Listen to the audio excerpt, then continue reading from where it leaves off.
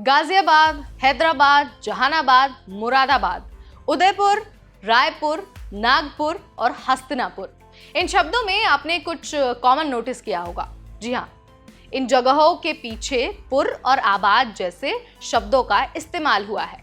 जब भी आप ऐसे नाम सुनते होंगे तो आपके दिमाग में ये सवाल तो आता ही होगा कि यार ये पुर और ये जो आबाद है इसका क्या मतलब होता है, क्यों लिखा होता है। कई सारे लोगों को इसका आंसर मिल गया होगा, लेकिन कई सारे ऐसे भी लोग होंगे जिनके मन में ये सवाल अब भी घूम रहा होगा और उन्हें उसका आंसर नहीं पता होगा।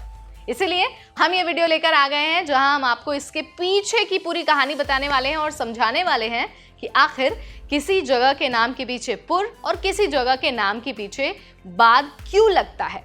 तो चलिए शुरू करते हैं। नमस्कार, मैं हूं नेहा आपके साथ and you all are watching NBT tech add.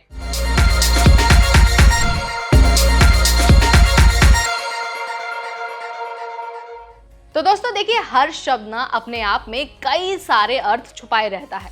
यहाँ पर भी सेम है। पुर का मतलब है शहर या फिर किला।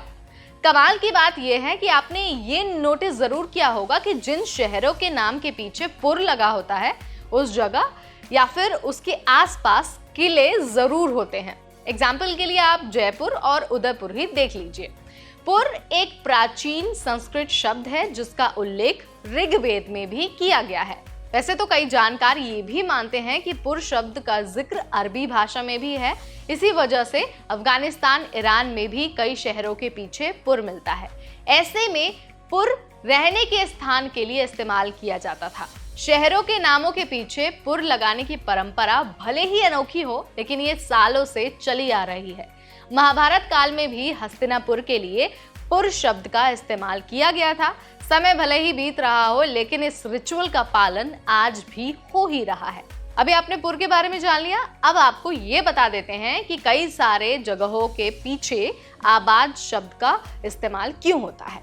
तो सबसे पहले ये जानने की जरूरत है कि आखिर ये आबाद शब्द का मतलब क्या है। अब देखिए, आबाद जो शब्द है ना, उसका जो अर्थ है वो ना बड़ा इंटरेस्टिंग है। क्या है कि आबाद एक फारसी शब्द है जिसमें आब इस शब्द का अर्थ होता है पानी।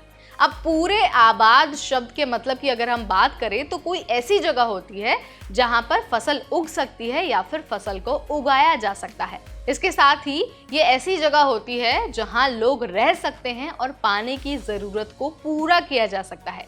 हिस्ट्री के प्रोफेसर तो ये भी मानते हैं कि मुगल काल के समय जब किसी जगह का नाम रखना होता था तो आमतौर पर उस जगह के राजा के नाम के आगे आबाद शब्द को जोड़ दिया जाता था।